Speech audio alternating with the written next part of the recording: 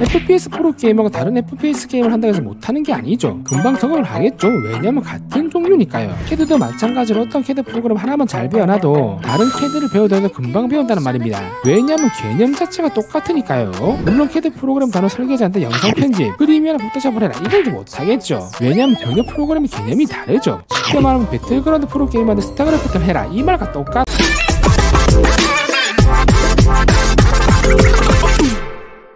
설계의 감성을 디자인하는 DC입니다. 오늘은 인벤더 2D 스케치 인터페이스에 대해서 알아보도록 하겠습니다. 기초 강좌에서는 DC 인벤더 단축키는 전혀 사용을 안 할 겁니다. 시험장에서는 미니 셋업 단축키는 사용할 수가 없어요. 처음부터 단축키를 만들어서 사용해버리면 원래 인벤더 기능들이 어디 있는지 모르고 헷갈릴 수 있으니 강의 초반에는 인벤더 기본 단축키 아이콘 위치를 전부 다 알려드리고 학생분들이 어느 정도 인벤더 리본 메뉴와 아이콘에 익숙해질 때쯤 DC 단축키를 사용해서 빨리 강의를 할 겁니다. 초반에는 제가 기초부터 강의를 하기 때문에 강의 시간이 조금 길 거예요. 정규제 3번 정도까지 완성해보시고 인벤더 인터페이스 아이콘에 충분히 익숙해지실 때쯤 단축키를 설정해서 사용하시면 됩니다. 아무래도 단축키를 설정해서 사용하면 더 많은 예절 연습할 수가 있겠죠. 하지만 꼭 원래 아이콘의 위치는 알고 있으셔야 합니다. 시험장 가서 여기 있나 저기 있나 찾다가 시험시간 다 잡아먹으시면 안 돼. 그럼 인벤더 2D 스케치 인터페이스 알아보러 가시죠. 상단 파일 메뉴에서 새로 만들기를 클릭해줍니다. 그럼 도면 템플릿 윈도우 선택창이 열릴 겁니다. 첫 번째 부품 템플릿은 저희가 3D 모델링을 하는 도면 템플릿입니다. 두 번째 조립품 템플릿은 3D 모델링한 부품을 어셈블리, 즉 이제 조립하는 템플릿이에요. 세 번째 도면 템플릿은 3D 모델링한 부품을 2D 도면할 때 사용하는 템플릿이고, 네 번째 프레젠테이션은 두 번째 템플릿에 조립한 파일을 불러와서 조립 영상이나 구동 애니메이션을 할 수 있는 템플릿 파일입니다. 국가시험에서는 첫 번째 부품 템플릿에서 3D 모델링을 한 뒤 세 번째 도면 템플릿에서 2D 담은 도면과 3D 담은 도면을 완성하는 것입니다. 두 번째 네 번째 템플릿은 국가시험에서는 전혀 사용할 일이 없지만 실무에서는 당연히 많이 사용을 합니다. 현재 보이시는 것이 기본 템플릿입니다. 템플릿 파일 선택해보시면 이제 오른쪽에 단위가 나오죠. 그런데 단위가 인치로 되어 있죠. 단위가 인치로 도면에 설정되어 있으면 큰일 납니다.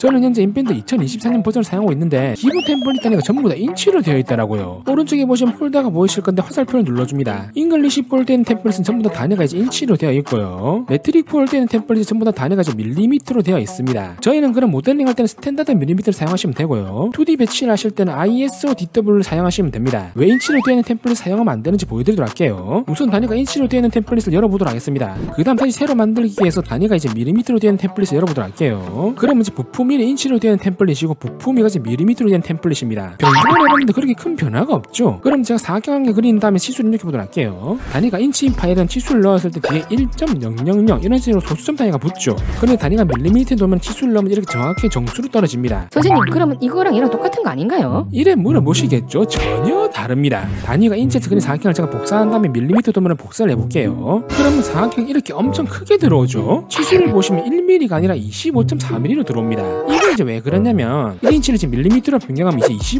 25.4mm입니다. 그래서 단위가 인치인 도면에서 그린 1은 이제 1mm가 아니라 이제 25.4mm라는 거죠. 이 말은 즉 이제 모르고 단위가 인치인 도면에서 설계를 했다가 이 도면 파일에 배치를 하려고 하면 25배나 크게 보인다는 거죠. 이번 메뉴에 문서 설정에서 단위는 바꿀 수가 있습니다. 현재 단위가 이제 인치로 되어 있죠. 밀리미터로 한번 변경해 보도록 하겠습니다. 그럼 치수가 25.4로 변경이 되긴 하죠. 그래도 1인치가 1mm로 변경되는 거 아니기 때문에 시험에서 모르고 인치인 템플릿을 모델링을 해버렸다. 그럼 처음부터 다시 그리셔야 그렇기 때문에 템플릿은 꼭 단위가 밀리미터인지 확인하고 설계를 하셔야 합니다. 선생님, 그럼 기본 템플릿 단위를 밀리미터로 변경할 수 없나요? 이렇게 물어보신 학생분들이 있을 거예요. 당연히 변경 가능합니다. 새로 만들기를 눌렀는데 단위가 밀리미터로 되어 있다. 그럼 그대로 사용하시면 되고요. 단위가 인치로 되어 있으면 변경하시면 됩니다. 리본 메뉴에서 응용 프로그램 옵션을 클릭해줍니다. L 메뉴에 보시면 기본 템플릿 구성이라고 있죠. 클릭해줍니다. 여기서 측정 단위 기본 값을 밀리미터로 변경해 주시고요. 도면 표준 기본 값은 IS로 변경해 주신 다음에 확인 눌러주시면 됩니다. 그럼 이런 경고창이 뜰 건데 덮어서 해주시면 돼요. 그 다음 적용 눌러주신 다음에 확인 눌러줍니다. 그 다음 다시 새로 만들기를 실행해 보시면 단위가 이런 식으로 이제 밀리미터로 변경이 되었죠. 나머지 템플릿을 다 확인해보듯이 단위가 전부 다 밀리미터로 변경이 되었습니다. 이렇게 해서 기본 템플릿 단위가 인치로 되어 있는 분들은 밀리미터로 변경해 주시면 됩니다. 자, 그럼 부품 템플릿 파일에서 2D 스케치 명령을 한번 알아보도록 할게요. 템플릿 파일을 실행해보시면 자동으로 스케치가 잡혀있을 겁니다. 이거는 저희가 옵션 설정을 할 때 새 부품 탁상 스케치를 XY 평면 스케치로 설정을 해놨죠. 그래서 자동으로 평면이 잡히는 겁니다. 나는 내가 원하는 평면 스케치를 하고 싶다. 그러신 분들은 새 스케치 없음으로 설정해주시면 됩니다. 그러면 새 부품 탁상 이런 식으로 이제 평면이 안 잡혀있을 거예요. 그럼 이제 모형 트리에 원점에 플러스 버튼 눌러줍니다. 그 다음 여러분들이 이제 원하시는 평면 스케치 넣으시면 돼요. 원하시는 평면을 선택하신 다음에 마우스 오른쪽 새 스케치를 눌러주시든가 아니면 스케치 단축키 S를 누르시면 됩니다. 스케치 작성 메뉴에 대해서 알아보도록 하겠습니다. 리뷰 메뉴 스케치 탭에 보시면 이제 작성이라고 있죠. 선이랑 원, 호, 직사각형 기본 도형들이 있습니다. 아래쪽 화살표를 눌러보시면 이제 더 많은 도형들이 이런 식으로 전부 다 들어가 있죠. 우선 하나씩 알아보도록 하겠습니다. 선은 이제 라인입니다. 클릭하신 다음에 마우스 왼쪽으로 클릭하시면 이런 식으로 선이 그려집니다. 선을 그리다가 만약 되돌리고 싶다 그러실 때는 컨트롤 Z 이런 식으로 한 개씩 전부 다 되돌리기가 됩니다. 그래서 선을 지우실 때는 선택하신 다음에 마우스 오른쪽 삭제를 누르시면 되고요. 아니면 선택하신 다음에 딜리트 키로 지우시면 됩니다. 인벤트 라인은 이제 오토캐드 라인이랑 좀 다른 점은 선을 우선 한 개 그린 다음에 여기서 마우스 왼쪽을 꾹 누르시면 됩니다. 그럼 이런 식으로 접선 구조 쪽에 들어가 있는 홀을 여러분들이 바로 그리실 수가 있습니다. 그 다음 다시 선을 그린 다음에 여기서 여러분들이 마우스 왼쪽을 꾹 누르시면 돼요.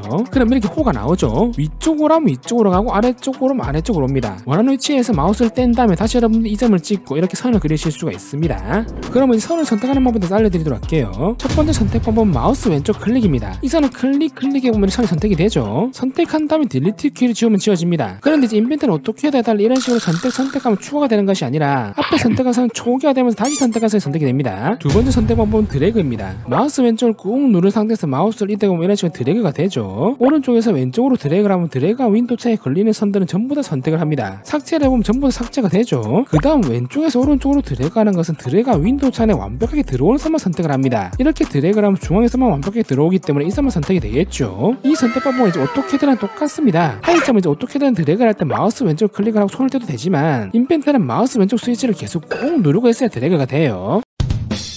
그 다음 스플라인 제어 꼭지점입니다. 마우스 왼쪽으로 클릭하시면 스플라인이 그려집니다. 끝내려면 여러분들이 체크박스 아이콘을 클릭하시면 됩니다. 그 다음 이 꼭지점을 선택한 다음 스플라인 여러분들이 수정하실 수가 있어요. 그런데 이 스플라인 제어 꼭지점 그렇게 많이 사용하는 편은 아닙니다. 그 다음 스플라인 보관입니다. 똑같이 마우스 왼쪽으로 클릭하신 다음 스플라인을 그려주시면 됩니다. 끝내려면 확인 버튼을 누르시면 돼요. 이것도 마찬가지로 점을 선택하시면 여러분들이 이동하시면 스플라인을 수정할 수가 있습니다. 그런데 제어 꼭지점보다는 훨씬 더 편하게 수정이 가능하기 때문에 스플라인 보관을 좀 더 많이 사용합니다. 국가시험에서는 특히 단면선을 그릴 때 많이 사용을 해요. 그 다음 이제 원입니다. 사용 방법은 간단해요. 첫 점 찍고 두 번째 점 찍으면 이렇게 원이 그려집니다. 원을 선택한 다음에 크기를 여러분 조절할 수가 있고요. 아니면 치수를 넣은 다음에 여러분들이 이제 원 크기를 입력해 주시면 됩니다. 그 다음은 접선원입니다. 접선원은 세 개의 선을 선택하면 접선 구조 조건이 들어가면서 원이 그려집니다. 1, 2, 3 찍으면 이런 식으로 원이 그려지죠. 여기도 마찬가지로 1, 2, 3 찍으면 원이 그려집니다. 우각형도 마찬가지로 1, 2, 3 찍으면 딱 맞는 원이 그려지죠.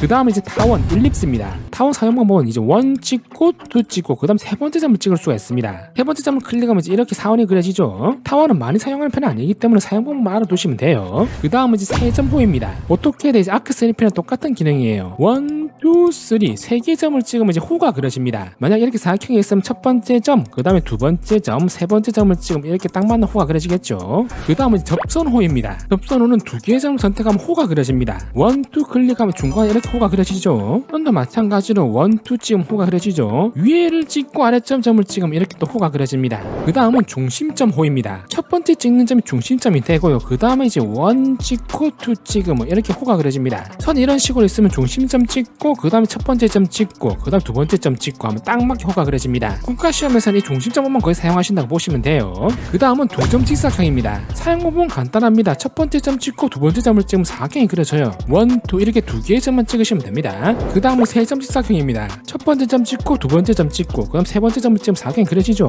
선생님 그러면 두 점 직사각형 똑같은 거 아닌가요? 이렇게 물어보시겠지만 전혀 다릅니다. 두 점 직사각형이 이제 두 점만 찍기 때문에 무조건 이렇게 직각인 사각형만 그려지고요. 세 점 직사각형 세 개의 점을 찍기 때문에 이렇게 사선인 사각형도 그릴 수가 있습니다. 사선 이렇게 있으면 이제 1, 2, 3 찍으면 그려지죠. 여기는 마찬가지로 1, 2, 3 찍으면 사각형 그릴 수가 있습니다. 국가시험에서 인베드 2D 배치할 때 리브를 그릴 때 많이 사용을 해요. 그 다음은 두 점 중심 직사각형입니다. 사용 방법은 간단합니다. 중간점 찍고 그 다음에 두 번째 점을 찍어주시면 돼요. 그러면 정확히 첫 번째 찍은 중심점에서 사각형이 그려집니다. 그 다음은 세 점 중심 직사각형입니다. 첫 번째 찍는 점이 중심점이 되는 거고 그 다음에 이제 두 번째 점 찍고 세 번째 점을 찍으시면 됩니다. 두 점 중심 직사각형은 많이 사용하는데 세 점 중심 직사각형은 그렇게 많이 사용하는 편은 아니에요. 그 다음은 슬롯입니다. 저 슬롯 기능은 이제 인밴드 2014 버전부터 생겼습니다. 중심대 중심 슬롯은 이제 첫 번째 점 찍고 두 번째 점 찍고 그 다음 세 번째 점을 찍어주시면 됩니다. 슬롯 전체는 이제 1, 2 찍으시면 전체 길이가 됩니다. 그 다음 세 번째 점을 찍어주시면 돼요. 중심점 슬롯은 첫 번째 찍는 점이 중심점이 되고요. 그 다음 두 번째 점을 찍고 세 번째 점을 찍으시면 됩니다. 세 점호 슬롯은 슬롯을 그릴 때 호가 같이 들어갑니다. 1,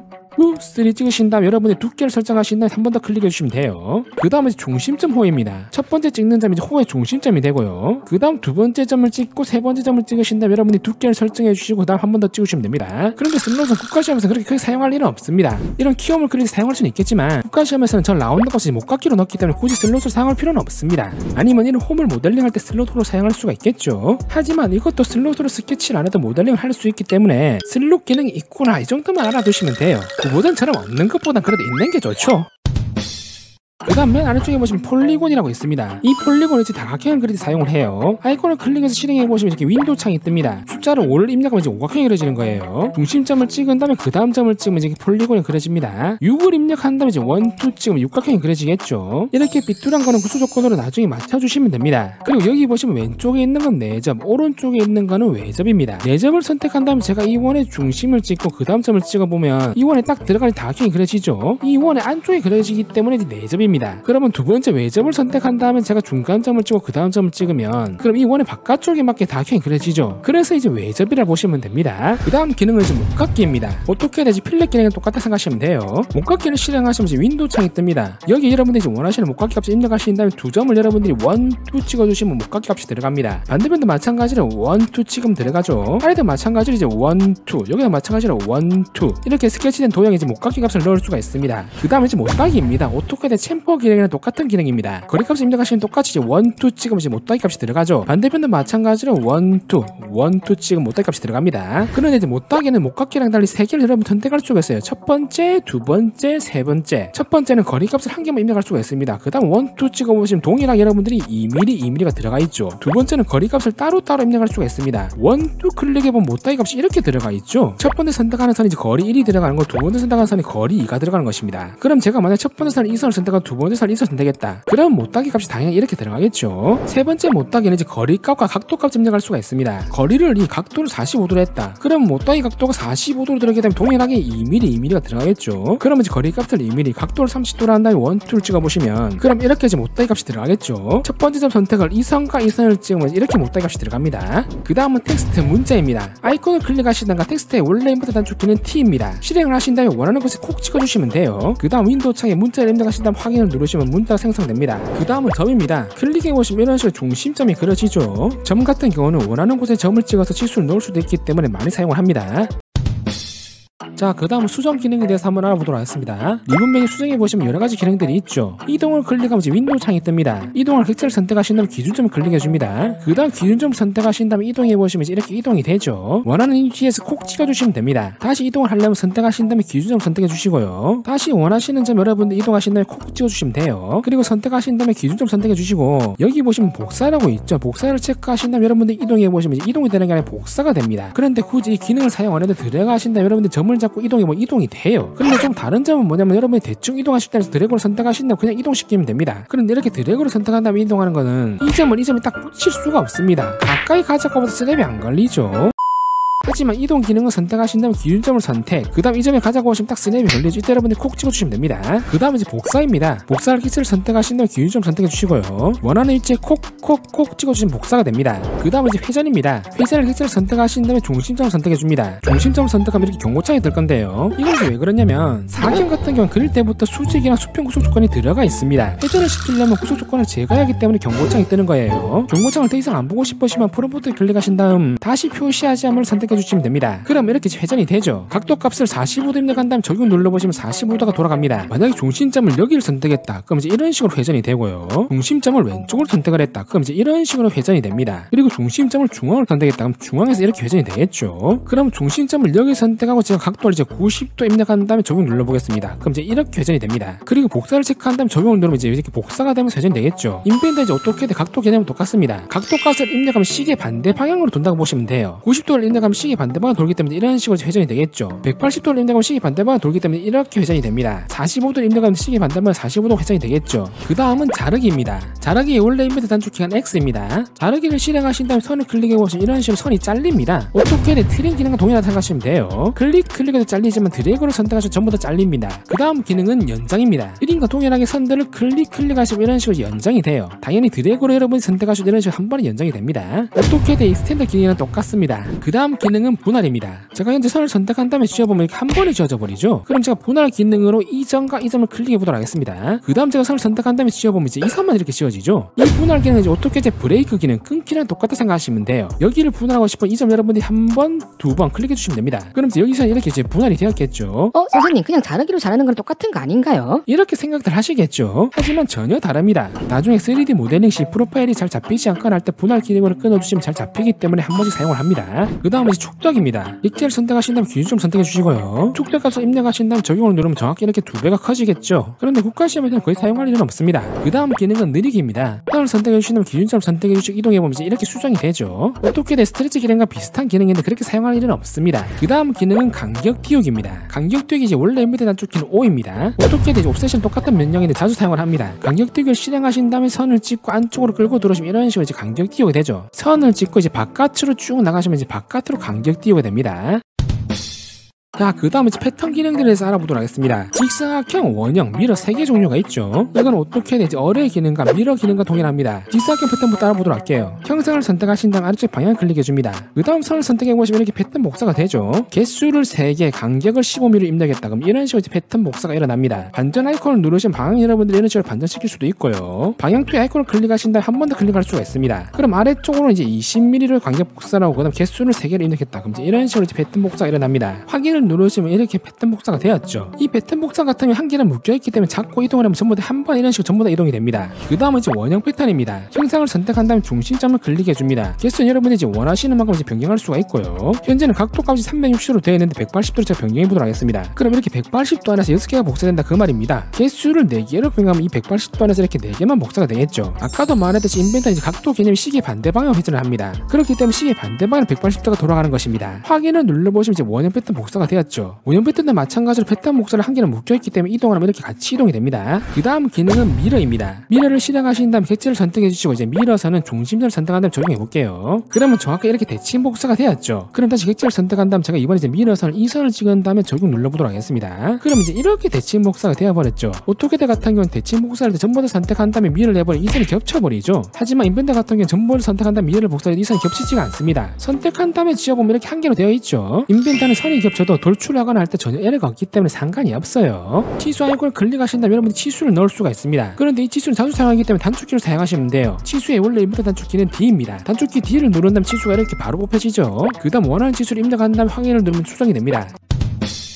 그 다음 이제 구속 조건에 대해서 한번 알아보도록 하겠습니다. 구속 조건은 총 12개가 있는데 일치부터 알아보도록 하겠습니다. 일치 구속 조건을 클릭하신 다음에 정가점을 찍으면 이렇게 붙어버리죠. 말 그대로 정가점을 이렇게 일치시켜줘요. 그 다음 동일선상은 선과 선을 같은 선상에 위치시켜줍니다. 실행한 다음 제가 이 선과 이 선을 찍었다. 그러면 정확하게 같은 선상에 위치가 되죠. 이동을 하면 구속 조건이 들어가기 때문에 같이 이동이 됩니다. 그러면 동일선상으로 이 선과 이 선을 찍으면 이제 이 두 개의 선은 동일선상에 딱 묶이겠죠. 그 다음 이 선과 이 선을 찍으면 이제 이 선끼리 동일선상에 딱 맞춰지겠죠. 이런 식으로 해서 사용하시면 됩니다. 그 다음 별 구속 조건은 동심입니다. 동심 구속 조건에 선에는 사용할 수 있고 이제 원이나 호에 사용할 수가 있어요. 클릭한 다음에 이제 원과 원을 찍으면 같은 동심축에 이렇게 맞춰지죠. 구속 조건이 들어가기 때문에 이동하면 당연히 이런 식으로 묶여서 같이 이동이 됩니다. 그리고 구속 조건을 사용하실 때는 아이콘을 누른 다음에 클릭해도 되고요. 아니면 이제 구속 조건을 사용 객체를 선택하신 다음에 아이콘을 누르셔도 됩니다. 그 다음 별 구속 조건은 평행입니다. 실행하신 다음 선과 선을 찍으면 이렇게 같은 평행선상에 놓입니다. 이 선도 마찬가지로 찍고 찍으면 이제 평행을 이루겠죠. 그 다음 별 구속 조건은 직각입니다. 실행하신 다음에 선과 선을 찍으면 정확히 이런 식으로 직각을 이룹니다. 그럼 이제 이 각도가 이제 90도가 되는 거겠죠. 이 선도 마찬가지로 선과 선을 찍으면 이렇게 빨딱 서면서 직각이 되겠죠.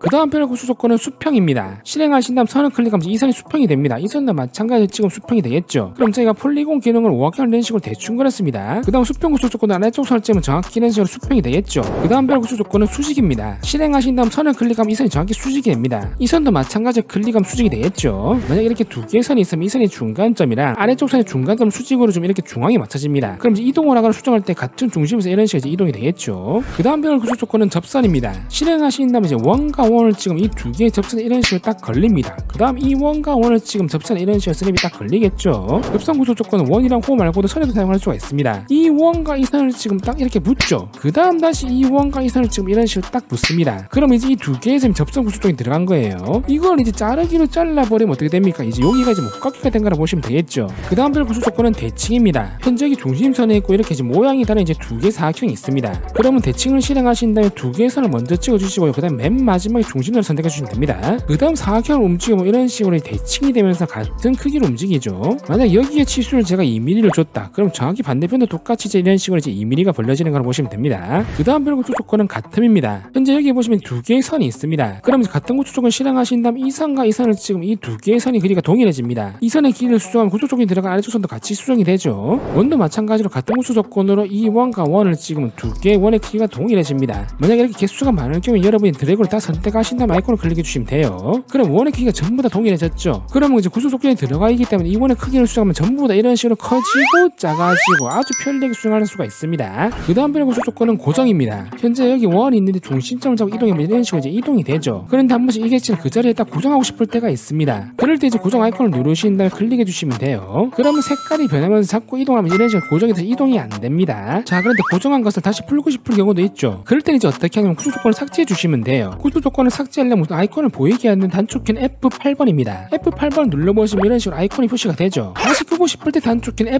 F9번입니다. F9번을 누르면 아이콘이 이런 식으로 다시 안 보입니다. 그럼 F8번을 누르신 다음에 아이콘을 선택하신 다음에 딜리트 키로 지워주시면 돼요. 그러면 이제 구조 조건이 삭제됐기 때문에 자꾸 이동하면 이런 식으로 이제 이동이 다시 되죠. 자, 그럼 제가 폴리곤으로 오각형을 두 개 그린 다음에 아래쪽으로 선택한 다음에 수평 구조 조건을 주도록 하겠습니다. 그 다음 이 선과 이 선을 제가 동일선상을 주고 싶은데 아이콘을 클릭한 다음에 찍고 찍으면 이제 이렇게 에러창이 뜨죠. 저 에러창이 왜 뜨냐면 스케치가 과도히 구속되어서 그런 거예요. 왜냐하면 이 선이 이미 수평 구조 조건이 들어갔기 때문에 안 들어가는 것입니다. 그럼 F8번을 눌러보시면 수평 구조 조건이 보이시죠? 선택한 다음 딜리트 키로 지우겠습니다. 그 다음 F9을 누른 다음에 꺼주시고요. 다시 동일선상으로 이 선과 이 선을 찍으면 어떻게 되나 이렇게 딱 맞춰지죠. 이런 식으로 이미 들어간 구조 조건을 삭제해서 사용할 수가 있습니다. 마지막으로 형식에 대해서 알아보도록 하겠습니다. 형식에서는 이제 구성선이랑 중심선 보통 이 두 개만 사용을 합니다. 현재 스케치한 형상 중간에 선이 있죠. 나중에 3D에서 돌출하면 이런 식으로 프로파일이 따로따로 잡힙니다. 왜냐하면 중간에 경계선이 있기 때문에 따로따로 잡히는 거죠. 그런데 이걸 한 번에 돌출하고 싶다, 그럴 경우에 구성선을 사용하시면 됩니다. 중간에 선을 선택한 다음 구성선 아이콘을 클릭해 주시면 구성선으로 변경이 됩니다. 그러면 선이 이제 점선으로 변경이 되죠. 선을 다시 선택하신 다음 다시 한번 아이콘을 눌러주시면 원래 선으로 원상복귀가 됩니다. 그러면 이제 선을 구성선으로 변경한 다음 돌출해보면 프로파일이 한 번에 잡혀요. 구성선은 기준만 잡아줄 뿐이지 프로파일에는 영향을 안 미치는 선이라고 생각하시면 돼요. 자, 그럼 이번에는 선을 선택한 다음 중심선 아이콘을 클릭하면 선이 중심선으로 변경이 됩니다. 중심선은 돌출할 때 프로파일에는 잡힙니다. 그런데 구성선이랑 다른 점은 뭐냐면 치수를 넣을 때 치수가 지름으로 들어갑니다. 중심선이 아닐 경우에 치수를 넣으면 이제 원래 거리값이 나오죠. 그런데 중심선으로 변경하고 치수를 넣으면 치수가 지름으로 나옵니다. 나중에 배울 이제 회전으로 돌려보면 이렇게 동그란 모양으로 모델링이 되죠. 중심선과 구성선은 많이 사용을 하니까 개념을 잘 이해해 두시면 됩니다.